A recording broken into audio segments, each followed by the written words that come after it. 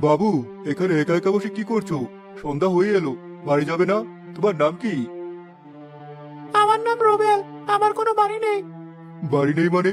তোমার আব্বা আম্মা আত্মীয় স্বজন কেউ নেই? আব্বা আম্মা নদীতে ডুবে মারা গেছে। আর কেউ নেই আমার। আমি এখন কোথায় যাব জানি না। আর সারাদিন কিছু খাইও নি। বলো কি বাবা? কেঁদো না কেঁদো না, আমার দিকে তাকাও। আজ থেকে তোমাকে আর নদীর ধারে একা থাকতে হবে না। আমার একটা বাড়ি আছে, সেখানে আমার স্ত্রী আর তোমার বয়সী একটা ছেলে আছে। তুমি হবে আমার আরেক ছেলে। আমাদের সাথে থাকবে, খাবে, পড়াশোনা করবে। যাবে আমার সাথে? আপনি বলছেন আপনি আমাকে আপনার বাড়িতে নিয়ে যাবেন? সবাই তো আমাকে তাড়িয়ে দেয়। সবাই তাড়িয়ে দিলেও আমিও দেব না।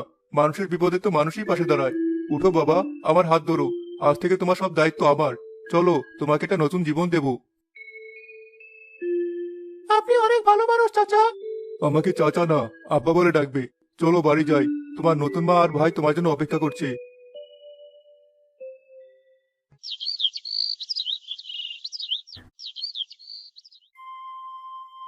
রুবেল, রুবেল, এই ছোট লোক, কানে কি কথা যায় না? বেলা কত হলো তার খেয়াল আছে? এখনো গরুর ঘরে বসে আছিস নাকি?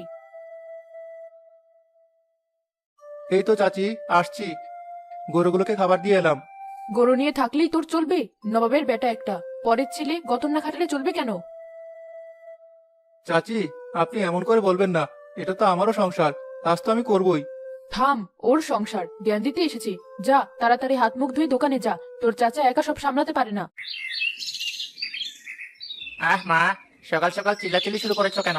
আমার ঘুমের দফারফা করে দিলে। নাস্তা দাও, খিদে পেয়েছে। এই তো আমার সোনা ছেলে উঠে গেছে। আয় বাবা, আয়, তোর জন্য গরম গরম পরোটা ভেজেছি আর মুরগির মাংস রান্না করেছি। আয়, টেবিলে আয়। আর শোনো, আজ কলেজে একটা অনুষ্ঠান আছে। বন্ধুদের সাথে ঘুরতে যাব। 1,000 টাকা লাগবে। সে কি, এই তো পরশু না 2,000 নিলি? ওহ মা, তুমিও না। বন্ধুদের সামনে ইজ্জত বলে একটা জিনিস আছে তো। ওদের সবার দামি ফোন, বাইক। আর আমি? দাও না, বাবার কাছ থেকে চেয়ে দাও। কিসের টাকা? আবার কিসের জন্য টাকা লাগবে তোর? বাবা, কলেজে অনুষ্ঠান আছে, বন্ধুদের সাথে যাব, কিছু টাকা দরকার। তোর তো প্রতিদিনই অনুষ্ঠান থাকে। পড়াশোনার নামগন্ধ নেই, শুধু টাকা উড়ানো। রুবেলের দিকে তাকিয়ে শেখ কিছু। তোরই বয়সী, কিন্তু কেমন দায়িত্বশীল। একা দোকান সামলায়, আবার বাড়ির সব কাজেও নজর রাখে। গতকালও আরো থেকে সব মাল ও একাই বুঝে এনেছে। আবার আবার ওই পথের ফকিরের সাথে আমার তুলনা? তুমি ওকে মাথায় তুলে নাচো, কিন্তু আমার সাথে ওর তুলনা করবে না। ও হলো কাজের লোক, কাজের লোকের মতোই থাকবে। মিলন ভাই, তুমি আমাকে যা খুশি বলো, কিন্তু চাচার সাথে এভাবে কথা বলো না। তিনি আমাদের ভালোর জন্যই বলেন। তুই আমাকে ভাই বলবি না? কতবার বলেছি, তোর মতো একটা অনাথকে ভাই ডাকার শখ আমার নেই। মনে রাখবি, তুই এই বাড়ির অস্ত্রিত। দয়া করে তোকে থাকতে দেওয়া হয়েছে। মিলন, মুখ সামলে কথা বল। ওকে নিয়ে যদি আরেকটা খারাপ কথা বলেছিস, তাহলে আমার চেয়ে খারাপ কেউ হবে না। রুবেল তো ছোট ভাই, এই পরিচয়টা মাথায় ঢুকিয়ে নে। থামো তুমি, সারাদিন শুধু পরের ছেলের জন্যই তোমার দরদ উঠলে উঠে। নিজের ছেলের দিকে কোনো খেয়াল আছে? ও একটু শখ করে টাকা চেয়েছে, আর তুমি ওকে এতগুলো কথা শোনালি, তাও আবার এই ছেলের সামনে। আমি ওকে টাকা দিতে না করিনি, কিন্তু ওর আচরণের কথা বলছি। ওর মধ্যে কোনো দায়িত্ববোধ জন্মালো না। রুবেল বাবা, তুমি মন খারাপ করো না। তুমি নাস্তা করেছো? জি চাচা, আমি পান্তা খেয়ে নিয়েছি। আপনি চিন্তা করবেন না, আমি এখন দোকানে যাচ্ছি। ঠিক আছে, যাও, আমি আসছি একটু পর। দেখে মা, বাবা সবার সামনে আমাকে কেমন অপমান করলো। আমি এই বাড়িতে আর এক মুহূর্ত থাকবো না। যেখানে ইচ্ছা যা, কিন্তু আমার বাড়িতে থাকতে হলে মানুষের মতো থাকতে হবে। উশৃঙ্খলতা আমি সহ্য করবো না। রবেল বাবা, আছো নাকি? 1 কেজি চিনি দাও তো। আক্কা চাচা, বসেন। এখনই দিচ্ছি। বাড়ির সবাই ভালো আছে তো? হ্যাঁ বাবা, আলহামদুলিল্লাহ। তোমার চাচা কই? কামাল ভাইকে দেখছি না যে। চাচা একটু আগে বাড়িতে গেছেন খেতে। আমি একাই আছি। বলুন, আর কিছু কি লাগবে? না বাবা, আর কিছু না। সত্যি রুবেল, তোমার মতো ছেলে হয় না। কামাল ভাই ভাগ্যবান যে তোমার মতো একটা ছেলে পেয়েছে। কি সুন্দর করে দোকান চালাও, সবার সাথে কি ভালো ব্যবহার। আর ওই মিলনটা যা হয়েছে, সারাদিন শুধু টোটো করে ঘুরে বেড়ায় আর বাপের টাকা উড়ায়। না চাচা, ওভাবে বলবেন না। মিলন ভাই আমার বড় ভাই। হয়তো কিছুদিন পর সব ঠিক হয়ে যাবে। সেও দায়িত্ব নিতে শিখবে। সৃষ্টিকর্তা তোমার মুখে বরকত দিক বাবা। তোমার মনটা অনেক বড়। এই নাও টাকা, ভালো থেকো।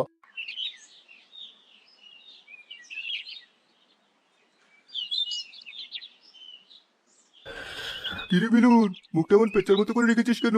আঙ্কেল আবার ঝাড়ি দিয়েছে নাকি? আর বলিস না, বাড়িতে এক মুহূর্ত শান্তি নেই। বাবা সারাক্ষণ ওই রুবেল রুবেল করে। ওনাকে সোনা দিয়ে বানানো, আর আমি হলাম আস্ত একটা গাধা। কিনু, আজ আবার কি হয়েছে? আর কি হবে, সামান্য কয়েকটা টাকা চেয়েছিলাম, তাতেই তুলকালাম কাণ্ড বাড়িয়ে দিল। সবার সামনে এমন ভাবে অপমান করলো, যেন আমি ওনার ছেলে না, শত্রু। সব ভালোবাসা ওই কুলিয়ে আনা ছেলেটার জন্য। দোস্ত, রাগ করিস না। আমার একটা আইডিয়া আছে। কি আইডিয়া? তুই আঙ্কেলের কাছে তোর সম্পত্তির ভাগ চেয়ে নে। বলবি শহরে গিয়ে ব্যবসা করবি, নিজের পায়ে দাঁড়াতে চাস। তোর ভাগের জমি জমা দোকানের অংশ তোকে বুঝিয়ে দিতে বল। এটা কি ঠিক হবে? বাবা বেঁচে থাকতে সম্পত্তির ভাগ? কেন ঠিক হবি না? এটা তো তোর অধিকার। তুই উনার একমাত্র রক্তের ছেলে। আর কতদিন ওই বাইরের ছেলে ছায়ায় থাকবি? নিজের একটা পরিচয় তৈরি কর। টাকা হাতে পেলে দেখবি তোর বাবাও তোকে গুরুত্ব দেবে। কথাটা কিন্তু খারাপ বলিসনি। ওই রুবেলটা দিন দিন যেভাবে বাবার চোখের মনি হয়ে উঠছে, তাতে শেষ পর্যন্ত আমার কপালে কিছু জুটবে কিনা সন্দেহ। আমাকে আমার অধিকার আদায় করতেই হবে।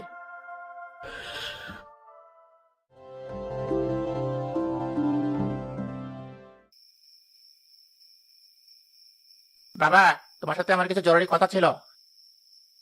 বল, কি কথা? আমি আমার ভবিষ্যৎ নিয়ে অনেক ভেবেছি। আমি আর এভাবে বেকার ঘুরে বেড়াতে চাই না। আরে, এতে খুব ভালো কথা। আমিও তো সেটাই চাই। কাল থেকে আমার সাথে দোকানে বস, আমি তোকে সব কাজ বুঝিয়ে দেবো। আমার বয়স হচ্ছে, এখন তোকে সব সামলাতে হবে। না, আমি তোমার ওই পুরোনো মুদির দোকানে সারা জীবন কাটাতে পারবো না। আমার স্বপ্ন অনেক বড়। আমি শহরে গিয়ে নিজের ব্যবসা শুরু করতে চাই। শহরে ব্যবসা? কিসের ব্যবসা? এর জন্য তো অনেক টাকার প্রয়োজন। এত টাকা আমি কোথায় পাবো? কেন পাবে না? তোমার যা জমি জমা দোকানপাট আছে, তার অর্ধেক তো আমার। তুমি আমার ভাগের সম্পত্তি আমাকে বুঝিয়ে দাও, আমি সেগুলো বিক্রি করে ব্যবসার মূলধন জোগাড় করব। কি কি বলছিস এসব তুই? আমি বেঁচে থাকতে আমার সম্পত্তির ভাগ? তোর মাথা খারাপ হয়ে গেছে? এই যা কিছু আমি করেছি সব তোদের দুই ভাইয়ের জন্যই। আমার পরে তো সবই তোদের। তোমার ছেলে তো ভুল কিছু বলেনি, ও নিজের পায়ে দাঁড়াতে চাইছে, এটা তো ভালো কথা। ওর যেটা প্রাপ্য সেটা ওকে দিয়ে দাও, ছেলেটা নিজের মতো করে জীবন সাজাক। তুমি চুপ করো তো। তুমি ওর মাথাটা খাচ্ছ। তুমি বুঝতে পারছো না, ও কোনো ব্যবসার কথা বলছে না। ও শুধু টাকা চায়। এই সম্পত্তি পেলে ও 2 দিনে সব উড়িয়ে দেবে। ওর সেই যোগ্যতা বা দায়িত্ববোধ কোনোটাই নেই। তার মানে তুমি সাফ সাফ বলে দিচ্ছ যে আমাকে আমার অধিকার দেবে না? তুমি চাও আমি সারা জীবন তোমার গোলাম হয়ে থাকি, আর ওই বাইরের ছেলেটা সবকিছুর মালিক হয়ে বসুক? রুবেলের কথা এখানে আসছি কেন? ও নিজের পরিশ্রমে আজ এই জায়গায় এসেছে। ওই ব্যবসার জন্য রক্ত পানি করেছে। আর তুই তুই কি করেছিস? শুধু আমার টাকা নষ্ট করা ছাড়া। আমি তোমার রক্তের ছেলে। জন্মগতভাবে এই সম্পত্তির উপর প্রথম অধিকার আমার। আর ও একটা রাস্তার ভিখারি। ওকে তুমি দয়া করে আশ্রয় দিয়েছো। তুমি যদি আজ আমাকে আমার ভাগ বুঝিয়ে না দাও, তাহলে ধরে নেবো এই বাড়িতে আমার কোনো অস্তিত্ব নেই। তুই তুই আমাকে হুমকি দিচ্ছিস? তোর এত বড় সাহস! আমি বেঁচে থাকতে একটা পয়সা তুই পাবি না। যা, বেরিয়ে যা আমার বাড়ি থেকে। তোর মতো লোভী কুলাঙ্গার ছেলের মুখ আমি দেখতে চাই না। তুমি কি বলছো এসব? নিজের ছেলেকে বাড়ি থেকে বের করে দিচ্ছ ওই পরের ছেলের জন্য? যে ছেলে বাপের বুকে বসে সম্পত্তির জন্য ছুরি চালায়, সে রক্তের হলেও পর। আর রুবেল আমার বিপদের দিনের লাঠি। ঠিক আছে, আমি চলেই যাচ্ছি, কিন্তু আমার কথাটা মনে রেখো বাবা। একদিন তুমি এর জন্য পস্তাবে। যেদিন তোমার পাশে এই পোশাক কুকুরটা ছাড়া আর কেউ থাকবে না, সেদিন বুঝবে নিজের রক্ত কাকে বলে। আহ আহ আমার আমার বুকটা। কি হলো তোমার? কি হয়েছে? এ কি হলো? মিলন, মিলন, বাবা ফিরে আয়। দেখ তোর বাবার কি অবস্থা। মিলন!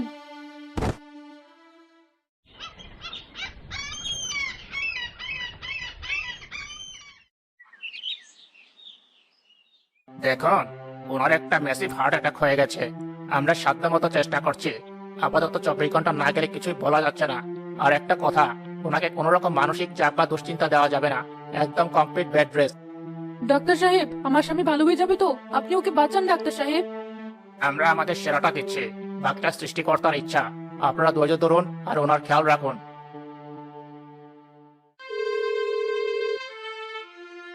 হ্যালো মিলন, বাবা তুই কোথায়?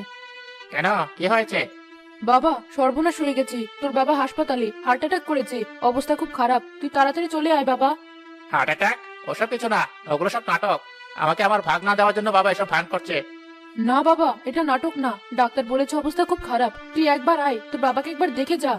আমি যাব, তবে এক শর্তে। যদি বাবা সম্পত্তির কাগজে সই করে তাহলে আমি যাব, না হলে আমি আর ওই বাড়ি চৌকাটে পাড়া দিব না। মিলন ফোন কেটে যায়। পারভিন কোনো উপায় না পেয়ে রুবেলের নম্বরে ফোন দেয়। হ্যালো রুবেল বাবা।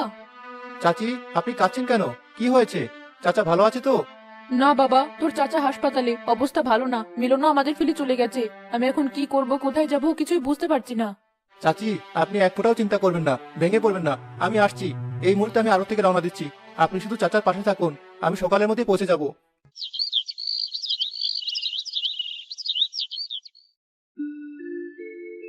চাচা, এখন একটু ভালো লাগছে? ডাক্তার সাহেব যে স্যুপটা খেতে বলেছেন সেটা বানিয়েছি, একটু খাবেন? তুই এসেছিস বাবা। আমি তোকে খবর দিতে মানা করেছিলাম, তুই শহরে এত বড় একটা কাজ ফেলে চলে এলি। চাচা, কাজের চেয়ে আপনি আমার কাছে অনেক বড়। আপনার কিছু হয়ে গেলে আমি এই জীবন দিয়ে কি করব? আপনি তো আমাকে নতুন জীবন দিয়েছেন। মিলন, ও কি একবারও ফোন করেছিল বা দেখতে এসেছিল? চাচা, আপনি এখন এসব নিয়ে ভাববেন না তো। আগে সম্পূর্ণ সুস্থ হয়ে উঠুন, ভাইয়া হয়তো রাগের মাথায় এমন করছে, রাগ কমলে ঠিকই ফিরে আসবে। না, ও আর ফিরবে না। ওর চোখে আমি শুধু রূপ দেখেছি, ভালোবাসা নয়। কে আমার আসল ছেলে তা আমি চিনে গেছি। বাবা রুবেল, আমাকে তুই ক্ষমা করে দিস। আমি সারা জীবন তোকে ভুল বুঝেছি, তোকে পর ভেবে দূরে সরিয়ে দিয়েছি। আর আমার নিজের পেটের ছেলে, যার জন্য আমি তোর সাথে এত খারাপ ব্যবহার করেছি, সেই আজ আমাদের এই বিপদের দিনই মুখ ফিরিয়ে নিল। ছি ছি চাচি, এ আপনি কি বলছেন? আপনারা আমার গুরুজন, আমার মা বাবা। সন্তানের উপর আপনাদের সব অধিকার আছে। আপনারা আমাকে ক্ষমা করবেন। আমি হয়তো আপনাদের ছেলের মতো হতে পারিনি। তুই আমাদের ছেলের চেয়েও বেশি বাবা। তুই আমাদের বেঁচে থাকার অবলম্বন। শোন, আমি একটা সিদ্ধান্ত নিয়েছি। আমি উকিলকে খবর পাঠিয়েছি, সে কাল সকালে আসবে। কেন চাচা, উকিল কেন? আমি আমার সমস্ত সম্পত্তি, এই বাড়ি, দোকান, জমিজমা সবকিছু তোর নামে লিখে দেব। না চাচা, এ আপনি করতে পারেন না। আমি এই সম্পত্তির জন্য আপনার সেবা করছি না। আমার কিছু চাই না। আপনি শুধু সুস্থ হয়ে আমাদের মাথার উপর ছায়া হয়ে থাকুন, এটাই আমার সবচেয়ে বড় সম্পত্তি। আমি জানি বাবা, আমি জানি তুই কতটা নিঃস্বার্থ, কিন্তু এটাই আমার চূড়ান্ত সিদ্ধান্ত। যে এই সম্পত্তির যোগ্য, যে দেখাশোনা করতে পারবে, তারই এটা পাওয়া উচিত। আমার অবাধ্য ছেলের হাতে আমি আমার সারা জীবনের অর্জন তুলে দিয়ে নষ্ট করে দিতে পারি না। তুমি আমার এই সিদ্ধান্ত অমত করবে না আশা করি।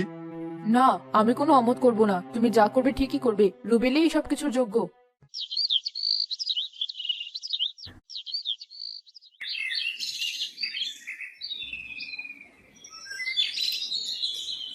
মা, মা, কোথায় তুমি? দরজা খোলো।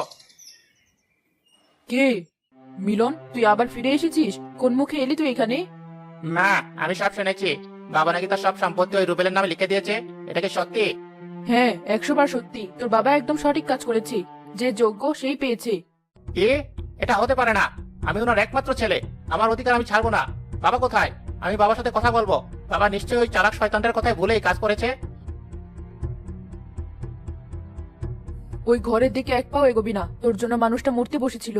তোর মতো কুলাঙ্গারের ছায়াও আমি আমার স্বামীর উপর পড়তে দেব না। মা, তুমি তুমি আমার সাথে এমন ভাবে কথা বলছো? আমি তোমার ছেলে। তুমি আমার পক্ষ না নিয়ে ওই রাস্তার ছেলের পক্ষ নিচ্ছ? ভাই, ভেতরে এসো। চাচা এখন আগের চেয়ে অনেক সুস্থ। তুমি এসেছো দেখে উনি খুশি হবেন। চেপ কর মুনাফিক। তুই আমার বাবাকে ভুল বুঝিয়ে ফুসলিয়ে সব হাতিয়ে নিয়েছিস। তুই একটা প্রতারক, সম্পত্তির লোভী। আমি তোকে খুন করে ফেলবো। ওকে কিছু বলার আগে নিজের দিকে তাকা মিলন। তোর লজ্জা হওয়া উচিত। ও তোকে এখনো ভাই বলে ডাকছে, আর তুই ওকে খুন করার হুমকি দিচ্ছিস? যে ছেলে তার অসুস্থ বাবাকে টাকার জন্য ফেলে রেখে যেতে পারে, তার মুখে এসব কথা মানায় না। বাবা, আমাকে মাফ করে দাও। আমি ভুল করে ফেলেছি। শয়তানের কথায় আমি অন্ধ হয়ে গিয়েছিলাম। তুমি উইলটা বাতিল করে দাও বাবা। আমি তোমার ছেলে। আমি তোমার কাছে ক্ষমা চাইছি। ক্ষমা? যে ক্ষমা প্রয়োজনের সময় চাওয়া হয় না, সে ক্ষমার কোনো দাম নেই মিলন। আমি আমার সিদ্ধান্ত নিয়ে নিয়েছি, এবং এটা আর বদলাবে না। রুবেলি আমার ছেলে, আমার সবকিছুর উত্তরাধিকারী। মা, তুমি অন্তত কিছু বলো। তুমি তো আমার মা। আমি একটা সত্যি কথা বুঝেছি মিলন। শুধু রক্তের হলেই ছেলে হওয়া যায় না। রুবেল আমার রক্তের না হয়েও আজ আমার ছেলে। আর তুই আমার গর্বের। এটাই সবচেয়ে বড় লজ্জার। আজ থেকে তোর সাথে আমার সব সম্পর্ক শেষ। মা, আমাকে মা বলে ডাকবি না। এই মুহূর্তে আমার বাড়ি থেকে বেরিয়ে যা। আর কোনোদিন যেন তোর মুখ না দেখি। যা। মিলন অপমানিত হয়ে মাথা নিচু করে টলতে টলতে বাড়ি থেকে বেরিয়ে যায়। দেখলে তো রক্তের সম্পর্ক কেমন বেইমানি করলো। বাবা, আজ আমি বুঝেছি রক্তের নয়, ভালোবাসার সম্পর্কই আসল। তুই আমাদের সত্যিকারের ছেলে। আমি সারা জীবন আপনাদের পাশে থাকবো, আপনাদের সেবা করব। আমাদের এই পরিবারকে আর কেউ ভাঙতে পারবে না।